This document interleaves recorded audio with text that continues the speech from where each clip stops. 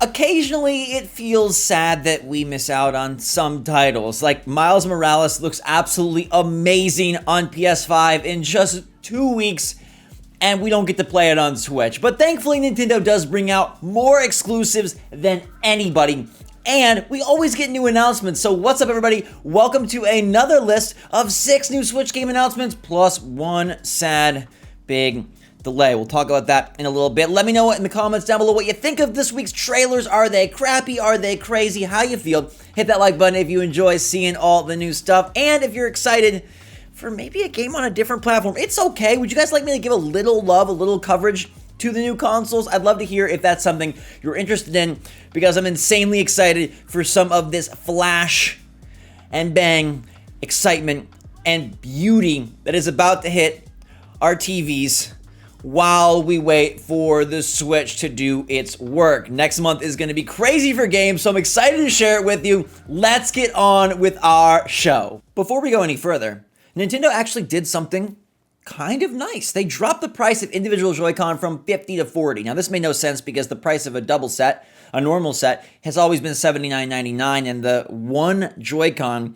if you wanted like to get, I don't know, just one extra controller, you needed a replacement, or the drift was really bad, were $50, but now they've dropped it to $40, so that's pretty cute. We can't play Miles Morales on our Switch, but thankfully there still are a lot of awesome games that maybe you haven't uncovered yet. This week's episode is brought to you by Hypercharge Unboxed, one of the best buried in the sand beautiful games on the system. It looks great and plays great. It is a shooter mixed with Toy Story, and they also have a plague mode, which is perfect for Halloween. So make sure to click the link in the description down below to check the game out on the eShop. They've got a free demo, and it is a ton of fun. You can play it local, you can play it online, and you can turn toys into basically zombies with a little green goo and a few shots from you. I really appreciate that they did a shooter right with Hypercharge. There's a lot of variety, and they introduced this very interesting tower defense style of play that works really well, I think, on the Switch, especially if you take the system on the go. Do not sleep on Hypercharge, especially if it's Halloween season. This is the perfect time to get together with some friends, as long as you're all being safe and smart, and play something fun multiplayer on Switch. And right now, there's not a lot of that. Pikmin 3, Age of Calamity, none of these games are encouraging you to really play with a bunch of players, and that's where Hypercharge comes in. A lot of modes, a lot of fun. They've always been good about updating and upgrading the game to make it the best they can. That's why I respect the team. That's why I love supporting them. And that's why I'm telling you, check out Hypercharge Unboxed. Link in the description down below. Let's be very clear. This trailer is not for the game, which I know sounds weird. But Who Wants to Be a Millionaire just got announced for Switch, and I'm actually geeked. There was a Who Wants to Be a Millionaire game a while back, and that's what you're seeing here. They have not yet put out a trailer for the new one, but the new one sounds insane. There's a freaking Battle Royale mode, baby. This might be a Battle Royale that I actually get into. 99 players in Battle Royale. Who Wants to Be a Millionaire? Dude, I can answer questions all day. I might not be able to shoot and build, but I can answer questions all day. It is packed with content. It is releasing on October 29th in Europe, November 17th in North America, and they say it's going to be the best one yet. It's got a whole ton of questions. They've got all of the phone your friend and all those fun features. They have a solo mode. They've got a kids mode. They've got a 10-player take turn sudden death mode. They've got cooperative mode, and they've got Battle Royale, which I think is beautiful for a game show. I've yet to see anything of this sort, but that will be really fun to play. I think as long as the game is priced okay, I'm excited. It's getting a physical release, which is kind of bonkers, but let me know if you'll play Who Wants to Be a Millionaire Battle Royale with me. Let me know in the comments down below. This one's not appropriate. Narco Tycoon is coming in 2022, which also is, I guess, a bit inappropriate. I really appreciate the shorter announcement cycles, but this game wants to get out way ahead of the curve, and you're going to build your drug empire in this economic strategy game with a top-down 2D view.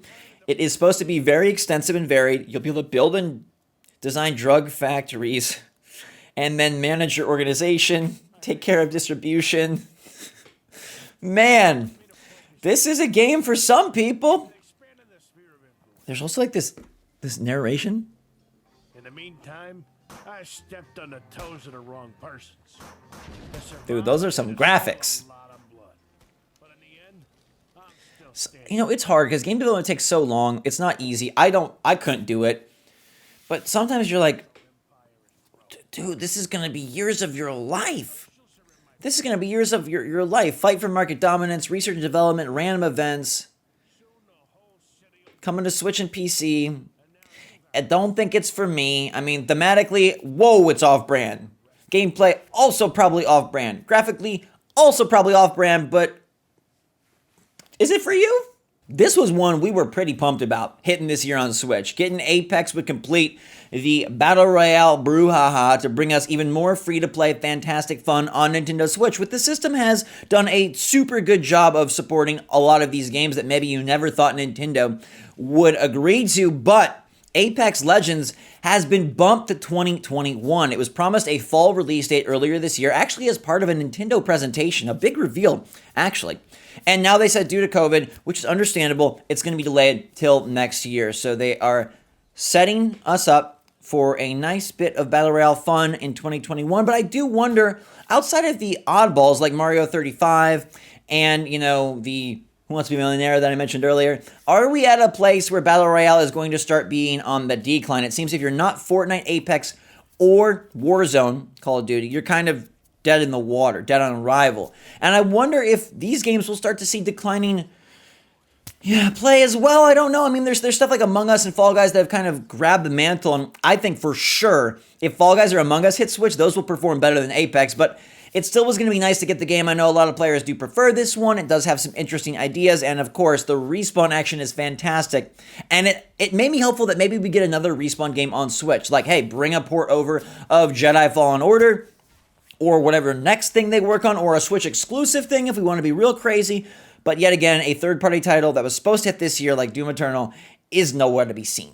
Nintendo getting wild and weird yet again, but this trailer I think is so awesome.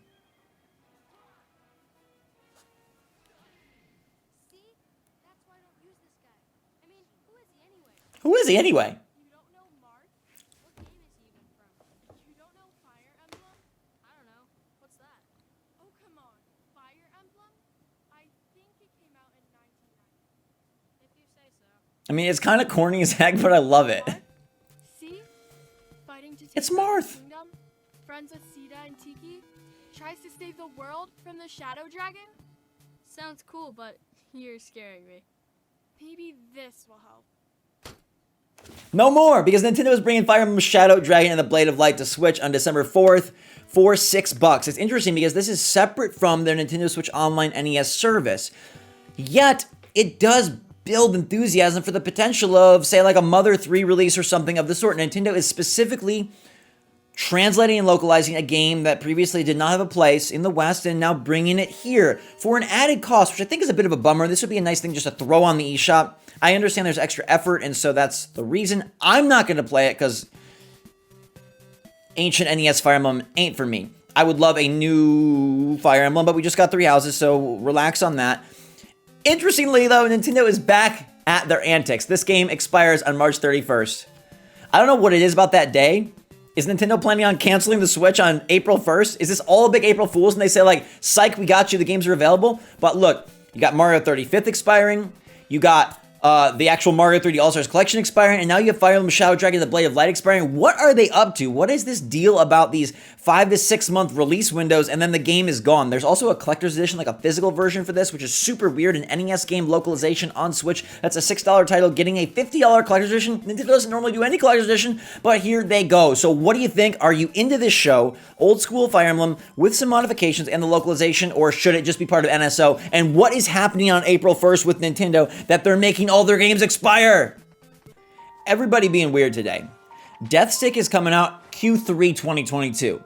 So we're talking a full 24 months or more like 22 months. The game looks really lovely. I think it's got very nice art. It is a 2D pixel art Metroidvania slasher platformer following Mako, an enthralling journey to save the world from destruction. It actually looks really good. It says that you'll be using a bunch of different combo-based fighting moves, 2 different dimensions of exploration, which I don't really understand, but maybe you can like kind of flip the world almost messenger style or something like that. There's a bunch of different bosses. You get to evolve and upgrade your playstyle via new abilities and special attacks, which I really like skill trees in these kind of games. There's some gorgeous, like that shot right there is beautiful. But again, this game is over like 2 years away, so like, what do we even think about that? Is it worth getting excited for something that's that far away? Let me know in the comments. Moncage has been announced for Switch. It's a puzzle adventure with no release date, but there's a bunny on the TV and a baby carriage for you to see. Rotate the house, a fire and a mouse, maybe a staircase, a bird, or a blouse.